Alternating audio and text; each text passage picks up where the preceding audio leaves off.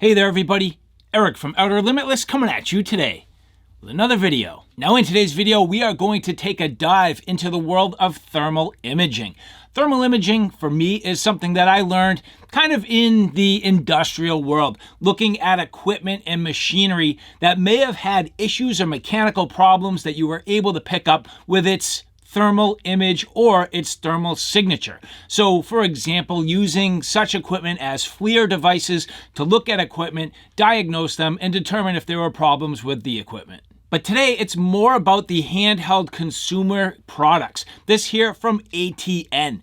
Now this is the Blaze Trek, a handheld monocular. Very compact, very high quality, with a number of different settings that you can use to help understand the heat signature in a number of different areas. Now what we're going to do today is a deep dive. We're going to look at this unit in detail. I'm going to show you some practical applications. I'm going to show you some of the kind of mechanical and maintenance-based things that you can do with one of these, not just using it in the trails, not just using it for hunting, but practical applications that if you have one of these for the hunting application or for hiking or for search and rescue, you can put this to good use in a number of other ways. So again, a deep dive of this unit. We have a ton to talk about. And so with that said, I have a whole bunch to do and a whole bunch to share with you. And if you're interested in seeing a little bit more about what I'm about to get into, do me a favor, stay tuned. Now, before we get too far, I would like to say thank you very much to the people at ATN who did provide this for review. And if you like what you see here today, do me a favor, look in the description box below where you can find all of the relevant links for where you can find your own Blaze Trek monocular or tons of other great devices from ATN. Now, the first thing as we get started, I'm going to talk about heat signature. Now, if you had a FLIR device, it would tell you the exact temperature. In this particular case, we're talking about a relative difference between the warmer part of the scene and the cooler part of the scene. Now, it's not to say something's necessarily hot. If you take a look at me, clearly, I'm not hot. But there are hot spots in this picture. Clearly, I'm not cold, but there are cooler spots in this picture. And in this particular case, as you take a look, well, I can stream this camera right to my phone, which is really helpful. So that picture is pretty cool. But right away, it's crazy. I mean, as you take a look at this, you can literally see, the artery in my neck, like that's my carotid artery, is clearly the warmer part of this image. And to me, that's just wild. Now, even furthermore, you could take something like, for example, this hatchet, which I have not even held yet. But as soon as I grab it, you can see right now I am literally transferring my heat signature to this handle.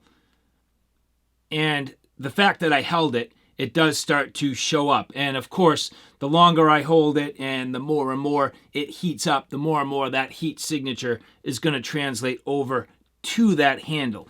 And so that gives you a little bit of an understanding of what I'm talking about. And if you think about it this way, it helps you move forward with the different types of uses you might have for a thermal device such as this. And so with that, let's get into the rest of the footage.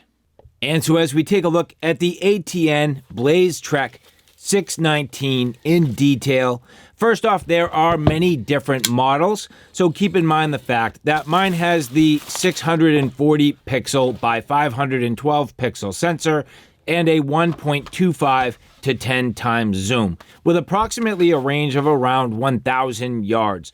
All in all, a nice compact unit, weighing in at 0.7 pounds and with dimensions of roughly 6.2 by 2.3 by 1.98 inches. So all in all, a fantastic and compact handheld thermal monocular.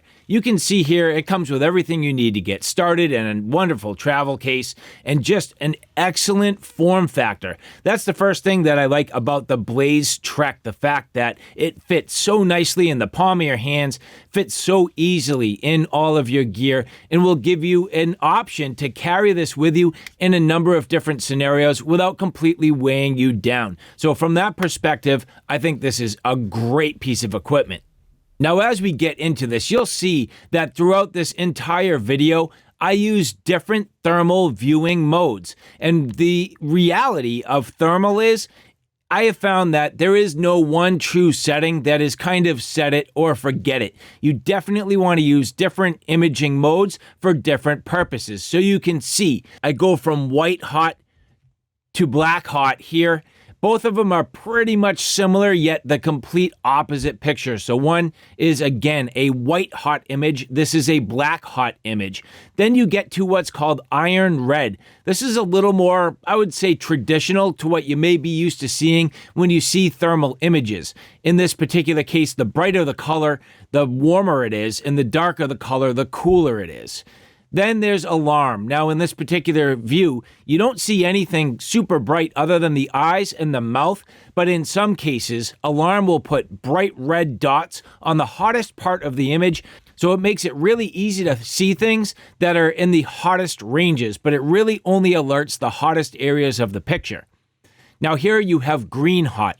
I found green hot is probably my least used setting, but at the same time, the hotter areas, a bright color, the cooler areas, a deeper color, and there are definitely times when the green hot has the best overall viewing results to get the differentiation in the temperatures.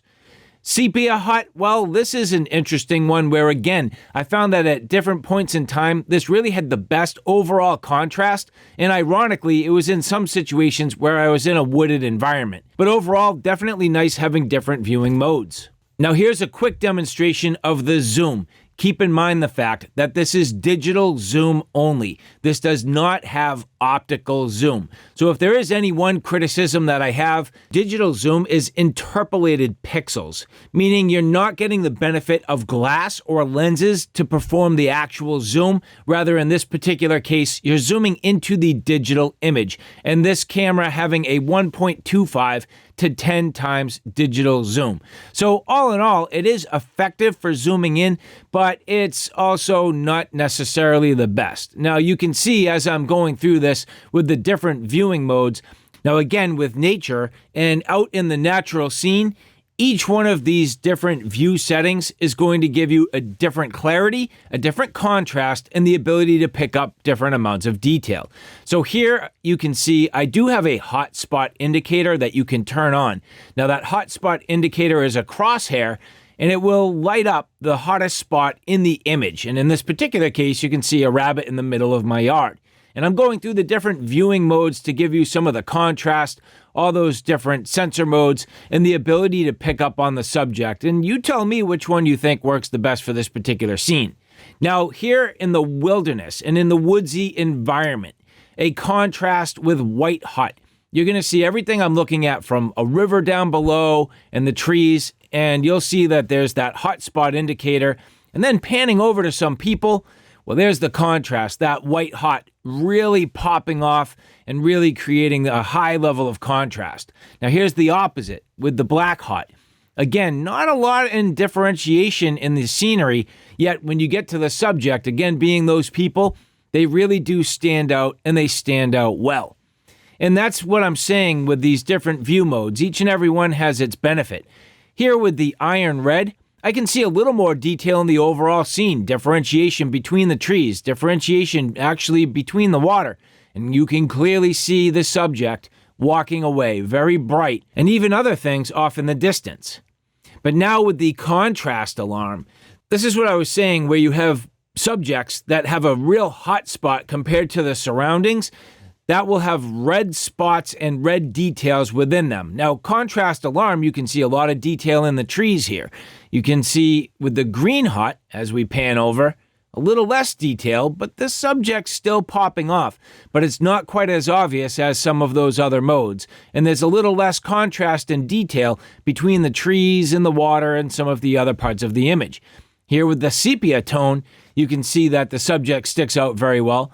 And you actually do get a decent amount of detail in the trees, between trees that have branches, trees that have needles, and trees that have leaves. You can't make out incredible detail, but it does definitely give you some contrast and the ability to at least get your bearings in your scenery. Now, turning the corner, this is where things start to get really interesting. I'm going to show you some of the more advanced things that you can do with a thermal monocular. Notice the fact that I have 3 vehicles. One that's a little bit cooler, one that's been sitting here for a while, but it ran today, so it's a little bit warmer, and one that I just pulled in and is cherry warm. My truck is very warm right now. The rotors, bright red and glowing. The engine bay, bright red and glowing. And you'll see that even the tires, my front tire is not quite as hot as the rotor.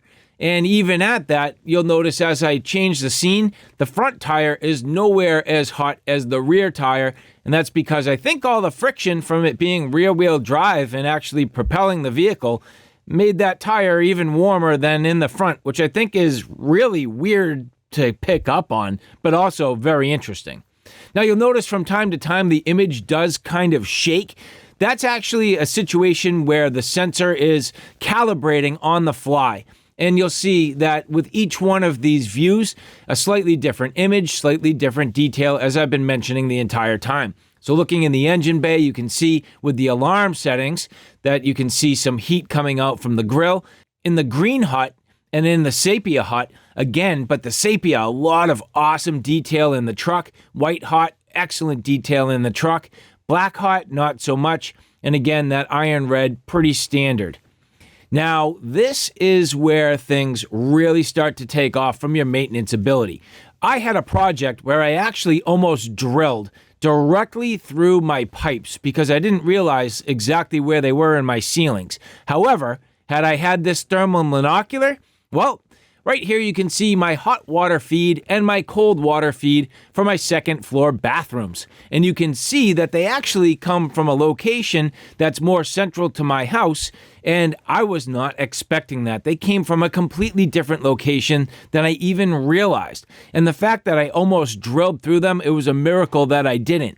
But had I checked it out first, had I looked first, I can clearly see my hot water pipe in bright red, the cold water feed in dark black, absolutely popping off. And this is using that iron red setting. So very clear, very easy. You can see where there's T's and branches, the cold water line teeing off right here, going to my master bathroom. Very clean, very easy to see. And you can see on the left-hand side, way off in the distance, where it actually fed from the middle of the house and into this run, which again, I wasn't expecting.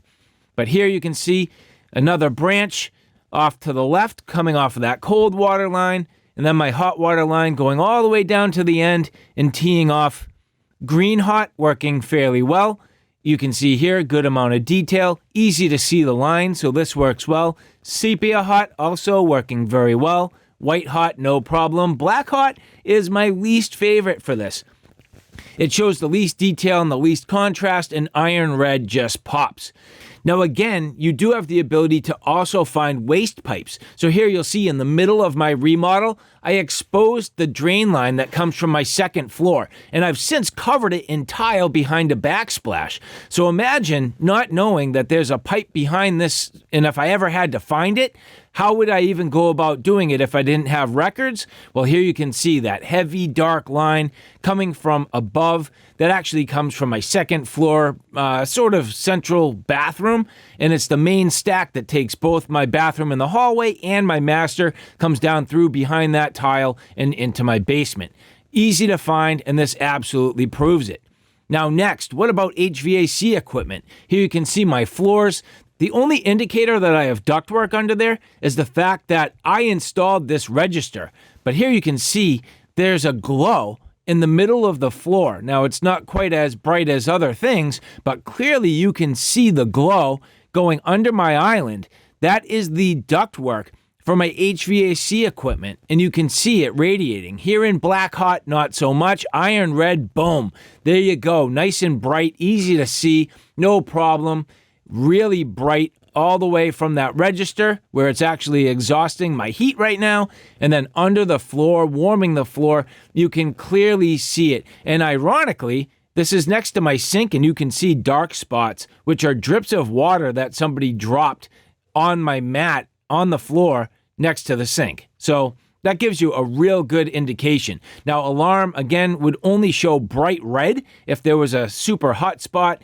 Green and sepia were okay. The iron red really doing the best job. Sepia is not too bad. White hot's okay.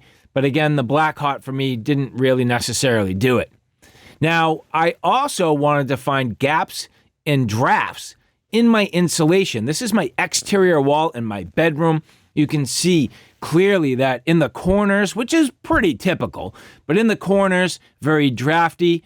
In some of the spots along the ceiling, I have less insulation than I would like. You can see the heat register up in the top of the ceiling, bright red.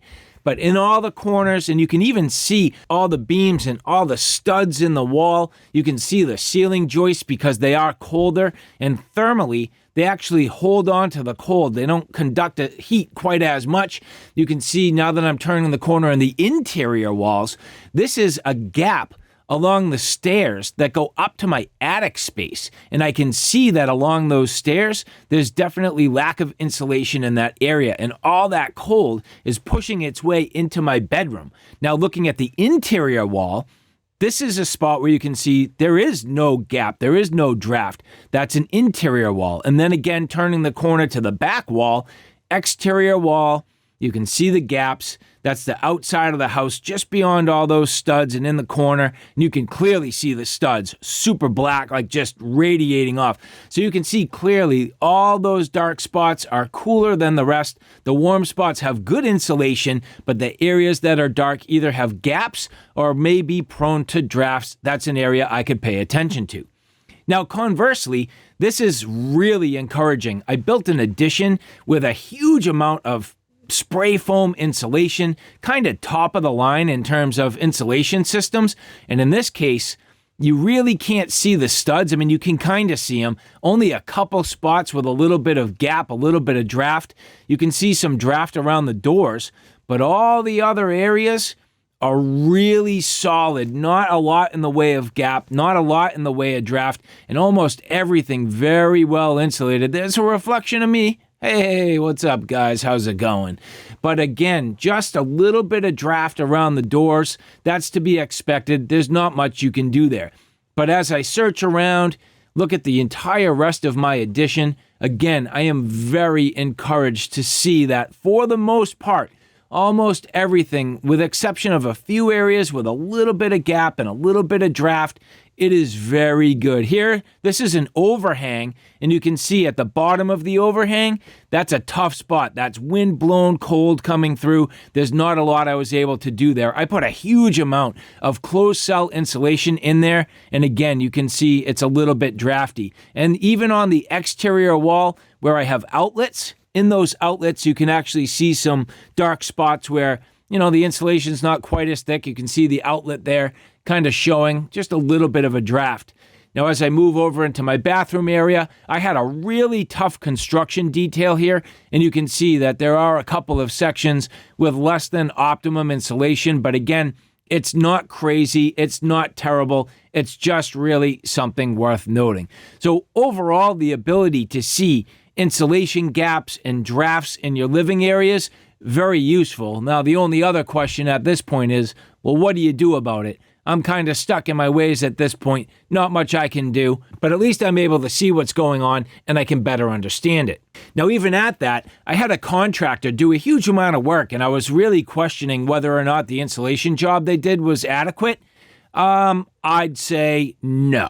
You can see here clearly that there are areas that are definitely warm. I was complaining to them that they didn't go thick enough. I knew they didn't go thick enough. I was calling them out on it, and here you have the proof. This absolutely shows that in the corners, it's not thick enough. In many of the areas along all the edges, not thick enough. And for me, I'm not getting the thermal value that I felt I was paying for. And this gives me the opportunity to go back to the contractor, give them a hard time, and show them that, in my belief, there's not enough insulation in these areas. It should all be essentially the same temperature on this side as the entire rest of the attic space. It shouldn't be this warm. It shouldn't be showing gaps. You shouldn't be able to see it. And in my opinion, this is absolutely demonstrating it with unequivocal evidence. It's really useful.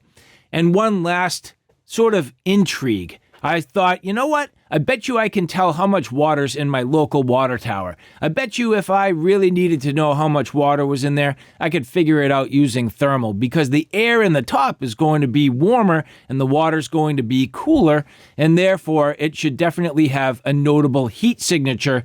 Well, lo and behold, as we pan our way up, you can see a real clear, defined line right across that tank. So you can see the airspace up in the top. You can see the water clearly in the bottom. I can see the exact location where this water is in this water tower. So if I was a professional needing to monitor this and I didn't have any sort of level sensing equipment, I could certainly use this to my advantage. If it was some sort of, I don't know, I'm just going to say, shit hit the fan situation and you thought there was a water source that you could take advantage of, but you couldn't really tell, this would absolutely allow you to see it. Using the different viewing modes, you can see here's the black hot. The black hot, at least giving me a little bit to see. The green hot, not too bad. That's fairly clean, fairly clear, leaves a reasonable differentiation. The sepia, not too bad. Again, gives me a little bit of detail here. But in my opinion, the best viewing modes, white hot typically having some of the best differentiation and contrast. Black hot, again, is okay at best. It looks a little bit washed out, but here you go, the iron red. Iron red for me has been kind of that go-to for most of these sort of more inspection-based types of things that you need to do. But all in all, I thought this was just very cool. Now, I wanted to play a little bit of the forensics game. I knew that my wife was hanging out, sitting on the couch. I asked her, I was like, what are you doing? She was giving me kind of a little runaround. I was like, you were sitting on the couch, weren't you? And she's like, how do you know that? Well, lo and behold, here you go. You can see her heat signature clearly on the couch. And well, not only was it her, she was sitting here with the dogs. And not only were the dogs sitting on the couch, they were laying all over it. And well, you can see the dark areas, which are their wet paws from coming in from the rain. So not only am I seeing the warmth of their body and the prints that they left, but clearly you can see they were leaving wet footprints all over my couch. So it's just a matter of intrigue, but there are different things you can do. It's just really sensitive equipment and gives you the ability to do all kinds of really cool things. Now check this out. Here's my dog. Clearly you can see my dog, but the signature is so quick and transfer of heat is so fast in many times in many areas that even my dog standing on a carpet and walking away leaves prints behind. It's just absolutely amazing what you can do with this Blaze Trek 619. Now, after a whole bunch of use and all that practical footage, I really only have 2 complaints about this unit, and they're not deal breakers, but it's just the reality that, number one, this really only has thermal viewing capability. There's no sort of standard view. For example, you just can't have your normal color, and that has a couple of deficiencies. One, that leaves this limited to only thermal capabilities, of course. But 2, sometimes it's nice to actually have the standard color to get you oriented and to be able to see things in a little bit of just sort of normal detail. The thermal picture, again, can just be a little bit disorienting depending on the scene, depending on the contrast, depending on the mode, and sometimes just having standard color would go a long way. And the second thing is there is no microphone, so you can't really get any sound. Everything you saw in this video was sound from other sources, sound from my voiceover, sound from my cameras. There is no sound associated with the Blaze Trek. So what that means is it leaves no ability to annotate. And sometimes when I'm doing work with something like this, or if it was for inspections or any other real sort of purpose, you may want the ability to annotate with your voice. And so for me, I think that's really more of a fundamental deficiency than not having a standard color mode. I'd rather have the ability to have full thermal if this had the ability to annotate and record your voice. So that way, if you have important things that you need to sync up with the footage or describe what the footage is, you have the ability to do that. So in my opinion, those are the only real deficiencies. Everything else about this, absolutely amazing.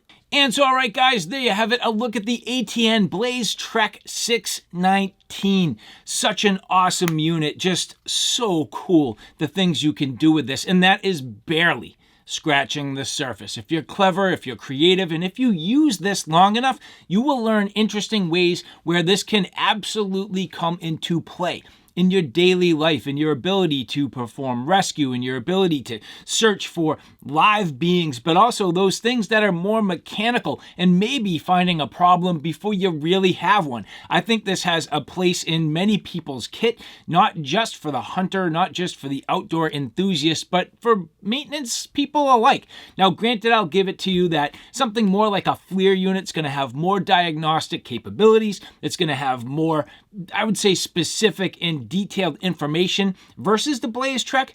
But this is a great place to be for an enthusiast, a great place to be for a typical homeowner, and again, that outdoor enthusiast who may want this for a number of recreational purposes or even for hunting. And so again, thank you so much to the people at ATN who did provide this for review.